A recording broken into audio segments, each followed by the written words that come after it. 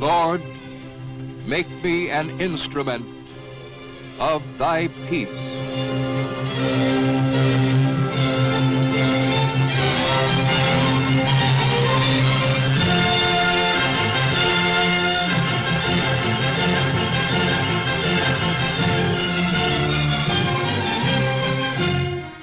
The Pope's Day in New York, 13 swift hours of prayer and action, begins in the crisp October morning at Kennedy Airport.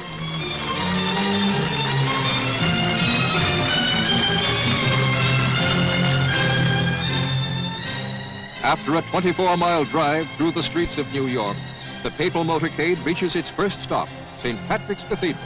Crowds line the sidewalks 50 deep.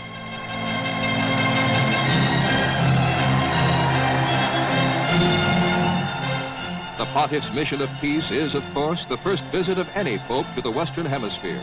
But he had come to the United States twice before, on a pleasure trip in 1951 and on a diplomatic assignment in 1960.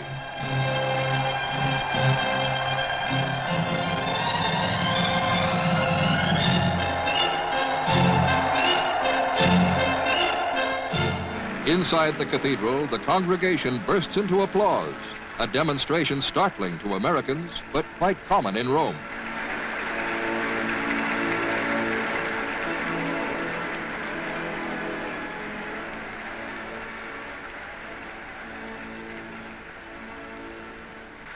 He offers a prayer of thanksgiving for his safe journey.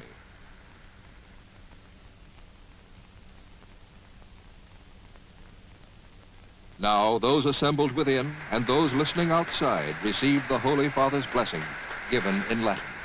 Benedicat vos omnipotens Deus, Pater, et Filius, et Spiritus Sanctus.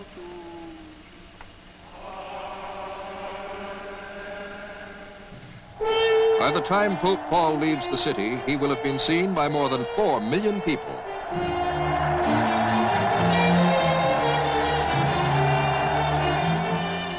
All of New York's police force are on duty today, but the throngs are orderly.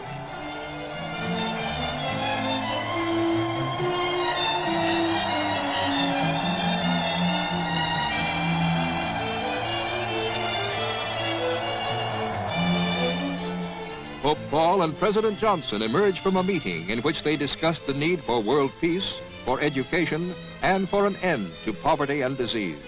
Mr. Johnson says the whole world is indebted to His Holiness for the sacrifices he has made in his global journeys in the quest for peace. The United Nations is the highlight and indeed the whole reason for this day in New York. The Pontiff is greeted by Secretary General U Thant. All of the 117 delegations, except that of Albania, are gathered at the General Assembly to hear the message of peace he had come so far to deliver.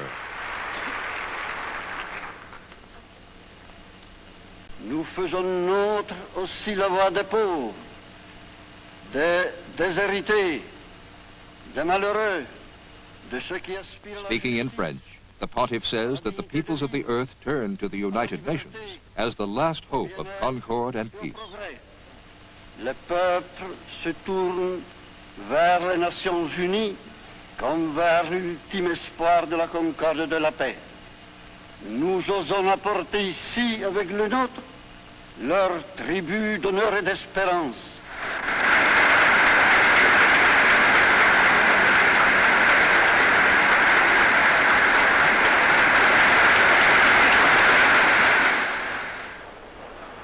At night, he comes to Yankee Stadium.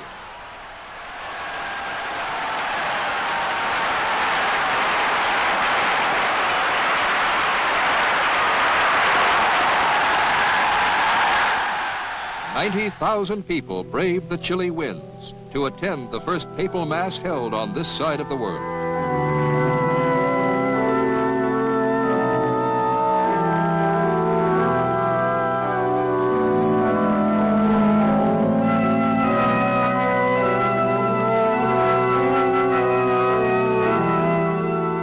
United Nations children, 2 from each of the 6 continents, receive communion.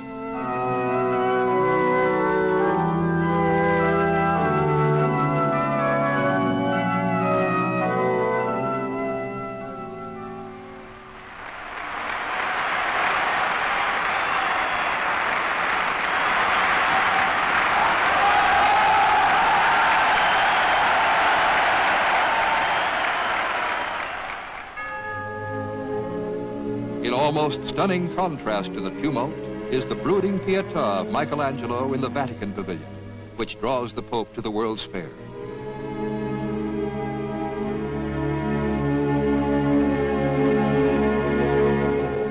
The statue is the Pope's own, as he had lent it from St. Peter's to the pavilion.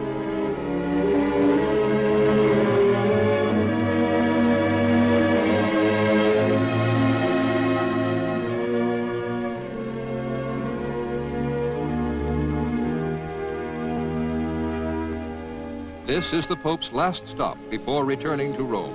He will go directly from his plane to the Ecumenical Council.